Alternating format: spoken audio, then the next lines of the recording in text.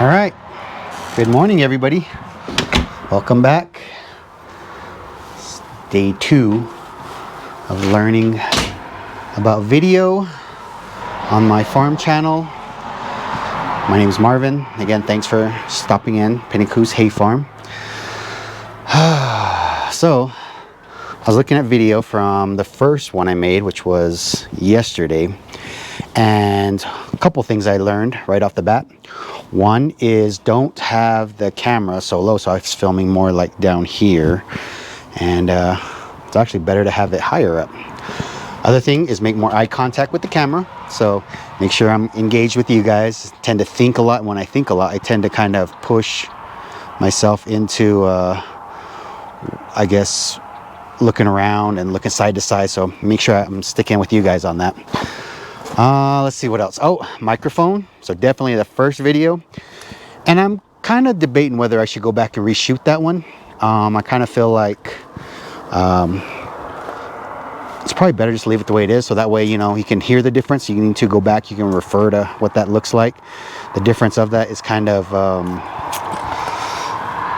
it's like night and day, you know. Hopefully this video comes out a lot better. I did switch over to a Rode microphone, which I did have available. I just kind of wanted to see. Currently I'm using the GoPro mod, and it has a microphone on there, so I kind of wanted to see what that was like. And it's a, what is that? It's a shotgun microphone, so points directly toward the target you need to. And then when I turn the camera, which is what I tend to do, I do like to kind of turn my camera to get a good view. Oh, speaking of which, take a look at that sunrise. Southwest Colorado sunrise on the farm. Isn't it beautiful?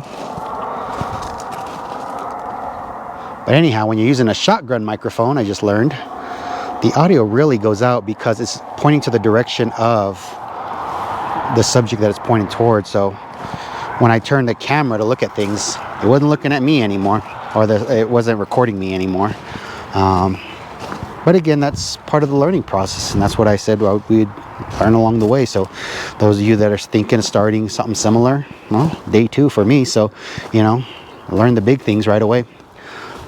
Okay, so as I come out here to the farm, away from the house, across the culvert to the farm, kind of the thing I'm looking for here is just what's changed. And I do this every morning. I like to come out here, walk this every morning, then I'll go to work. When I come back from work, I'll walk it again. And you know, there's always room for chores. Not so much in the winter, because we have very short winters, or very short daylight here available in the winter. So currently right now I think it's about 7:20ish in the morning, and the sun still hasn't come up yet. But you know, it's not like in the summer. In the summer you can actually come out early, about 5 o'clock. I want to say it feels like 5 o'clock. The sun's starting to come up. And when I'm flood irrigating, that's the one thing I do notice is as I'm out here in the fields, you can start irrigating really early. I get up about 4 o'clock, get my boots on, my clothes together, grab my shovel, all my stuff, and then, you know, you can watch the sunrise change out here, and it's a beautiful thing to watch the sunrise change when you're irrigating. The air is nice and crisp and clean. You see animals kind of running around out here, and it kind of feels good. You know, it's a good connection to the earth, and I like that part. You know, it's wonderful. It's amazing. I do appreciate it all. This land, though, it's amazing. And I don't know. Growing up, I really didn't have a taking to it, and I think it took me having to move away, experience some of the struggles of the city, and you know, kind of finding like a dead end kind of thing to come back home and want to do this again. So it's an awakening for me, and every day I wake up, I come out here and I just marvel at the amount of beauty and progress that, you know, can be made in one single day. Let's go back over to the sunset, take a look at that. See, it's starting to come up a little bit over that hill, and then as we look out into field 1, so literally as this pavement ends right here, this is my widened road that we put in last year. Before this, all of this area right here was just the road, and then we added in that little area right there, which you can see has like salts in it and stuff like that because of the flood waters that, I don't know, it's accumulated spring water that just kind of comes up and gets into the ground. Well, this was all level at some point last year, and Now it's just, you can see what's kind of sunk down a little bit. So we'll look at that. We'll address it all. Like I said, it's first year and I'm still learning. So, you know, it can still be driven on, which is kind of the point. So in the winter, so like that, it was hard for trucks and trailers to make this turn right here to get into the hay barns. But this year's a lot better. People have been driving on it who've been coming to get hay. And so it's just a matter of making it better, you know. And then identifying where that spring is at, because I don't know what I'm going to do about it. I'm thinking what I'm going to do about it is I'll probably get a, I like to get like a pump, maybe dig a hole down there if there's a sensor or something like that where it will kick on automatically. Last summer when I had this ground was a lot better because what I did was I dug a hole. A friend of mine dug a hole with an excavator. I put a pump in there and I would pump it 2, sometimes 3 times a day. So I would come out in the morning, start up a trash pump, run a 2-inch hose down to the ditch line, and then just pump the water, and that all the water would kind of accumulate into that one hole, so it didn't saturate the ground. It was all just going into there, and I would pump that out twice a day, and it kept the rest of the ground nice and dry. But it just it wasn't really what I see. Lowering the camera again, I gotta get it back up. So it really wasn't what I was hoping. I was hoping to find the spring, and you know, one of the things was when we built the road, I kind of wanted the road, maybe if we compacted the ground, maybe that would solve the issue. I've had multiple people look at the grounds trying to figure out where's it coming from, you know, where's that water. And first I thought it was coming off of this hillside here where I'm irrigating in field 1. Maybe it's just trickling down either on top of the ground, under the ground. And when you're flood irrigating, you know, that's all you're doing is you're literally letting water soak onto the ground and into the ground. You're just covering the ground with water. And then, you know, you change it every 12 hours or so. And that's kind of how things work out well for that. Moving it takes days to get through the whole field because you're doing it section at a time. But the water's got to go somewhere when it's done. And usually there's drainage ditches or drainage channels at the end of the field. So I was getting really good. I got to the point where I felt like my flood irrigation would get right to the end, and then it was time to change it, which if you really want to be good at that, you kind of got to stay home and do that. But, you know, I would go change my water, go to work, and then I'd come back and I would change it again after work, and that kind of seemed to work out well. You guys can see me brightening up a little bit. Take a look at this. Check this out. It's breaking the horizon. And there's birds up there. I don't know if you can see them.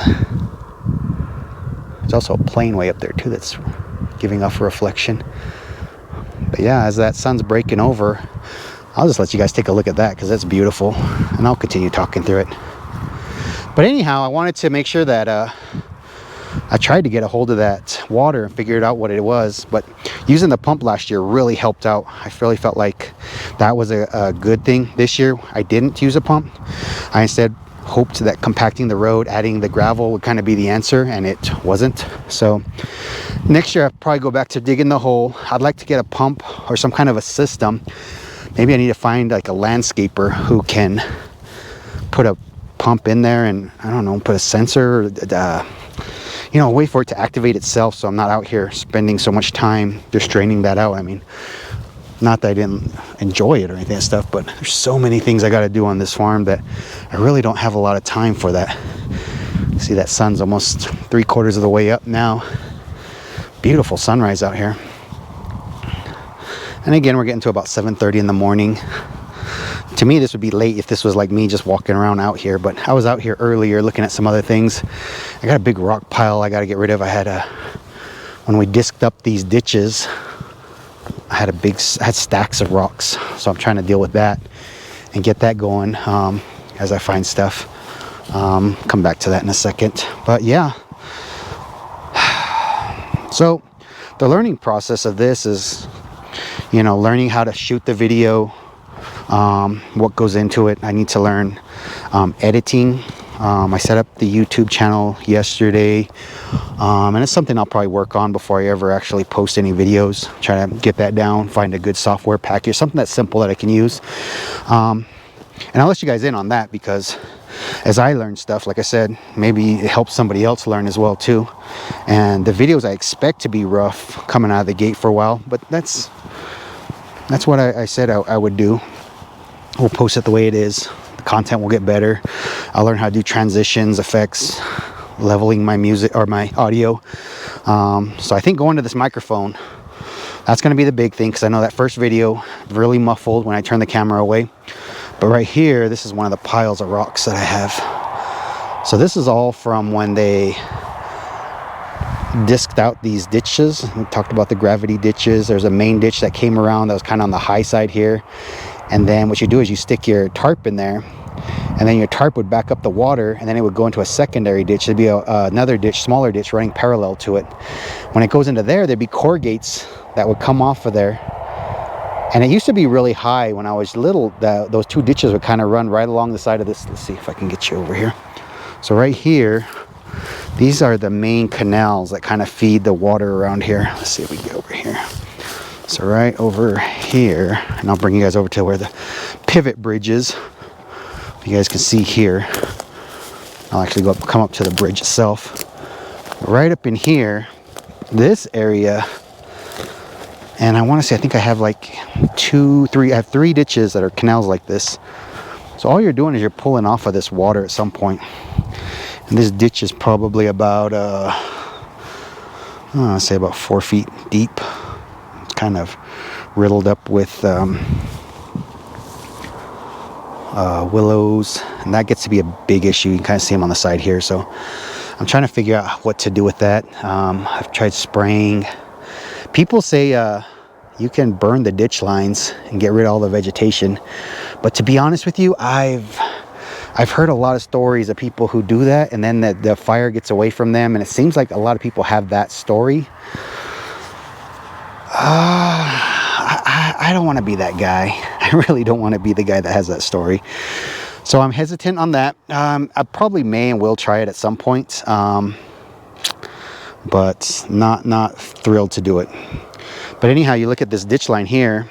So this, all you're doing is at specific spots, there's head gates that turn on, and they feed some of the smaller ditches. So when you come and turn on those head gates, it'll feed like the ditch, or in this case, in this field 1 here, it'll actually turn on and come all the way down and kind of run a main secondary ditch that rides along the top there. And then you have your second, after that's a smaller ditch, and that's where you put, that's the one that trickles into the field.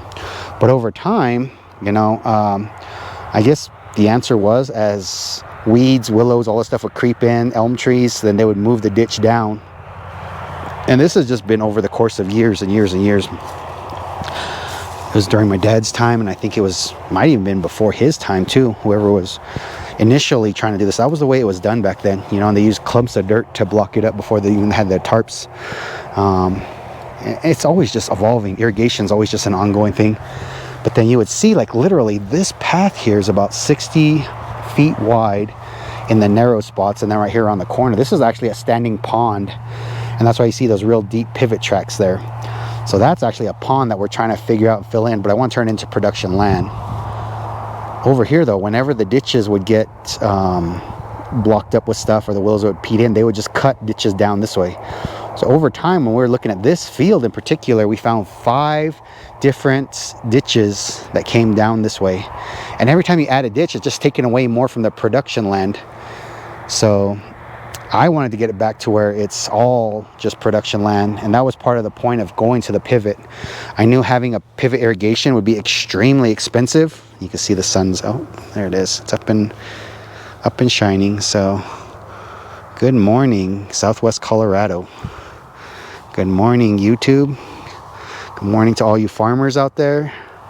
Best part of the day. This is it. This is that moment where wherever you're doing, you got to kind of stop and take a look around here and just be like, dang, this is awesome. It's amazing. It's part of the reason why we do what we do. You don't get views like this, and every day we wake up, it's a blessing. Thank you for allowing me to walk this earth and try to take care of this land as best I can. And every day we learn. So, I don't take this for granted. It's one beautiful thing that we do. But I kind of wanted to show you guys that, and then I want to come back down here to my rock pile. So this rock pile was done when they were plowing or disking up all those ditch lines. This is all the culmination of some of these, and I had 3 or 4 others. utilize it in some of the projects I have around the house and stuff like that. But this is the last pile I have here of rocks that need to go back to the farm, or go back to the barn area, make me a little rock pile. Other than that, I just kind of wanted to share that, you know, today's a beautiful day. Got to get ready to go do some other stuff, but you know, hopefully I'll be able to shoot some more video. Again, it's all a learning process. Camera back up. It's all a learning process, and I'll walk you through a lot of other footage that I have around here. But I just wanted to start the day off by connecting with everybody. Try to, you know, take a serious effort at making this video and this channel to see if it's something that's something I can be good at. You know, I'm watching a lot of other content creators and their advice, and the biggest advice I'm hearing is just get out and get started. You know, don't worry about the quality of your videos, don't worry about what you have or what other people are using. Just get out and get started. So that's what I'm doing. And you know, over time, I think the collection of videos that I have, you know, you'll see improvements in that, because that's all I ever try to do, is I always try to get better at what I'm doing. If I'm going to spend time doing it, do it right. But hopefully, you know, it becomes a good journey that we all can kind of enjoy together. I hear other people say, you know, like, subscribe, comment below. Definitely let me know your thoughts. It's hard to do something like this because it kind of feels weird, especially when people are driving by and they see this guy walking around out here with a camera on a stick, and you know, I won't lie, I was probably that guy. I'd be like, look at that over there, you know. And at first it's a little hard to do because you're like, it feels weird. I don't say it feels wrong. You kind of just taken back, and I guess I'll get better with that over time too. But I ain't ashamed of what I do. I ain't ashamed that this is something that I want to try doing so that I can be better at it. And whatever happens from it, you know, it'll be a learning experience. I'll do one last look at that sunrise, and you can see the sky's completely changed from the purplish, the lavenders. Now we're actually getting into blue skies here.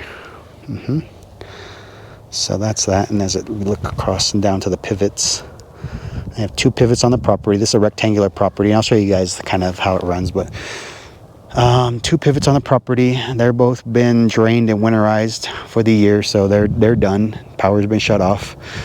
That was our big concern this year, was getting the pivot up, and I was hoping it would have been done by April, so we could have turned on the water and used it this year. But you know, contracting, dates, it's a lot of people coming together for a project.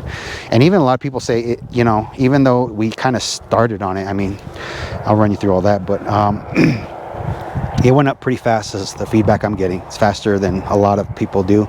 Some people, because of how expensive it is, they got to split it up over a certain number of years.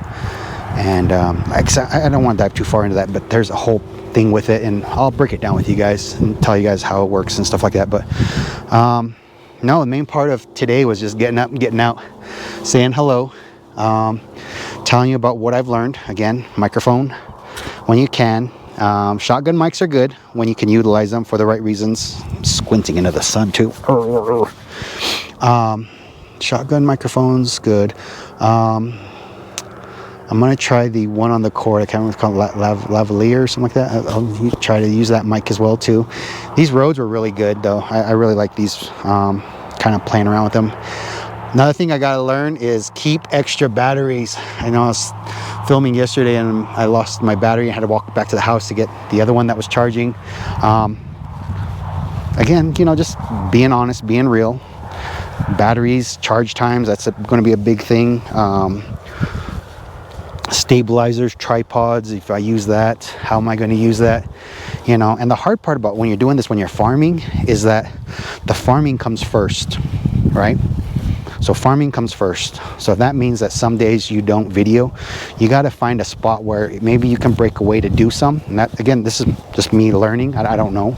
Other people might have this down to a system, and I hope to also at some point. But farming comes first. So take care of the land, make sure things are good. You know, don't let this be the distraction. But at the same time, it's important to document what you do, to have it available, so other people can learn from it.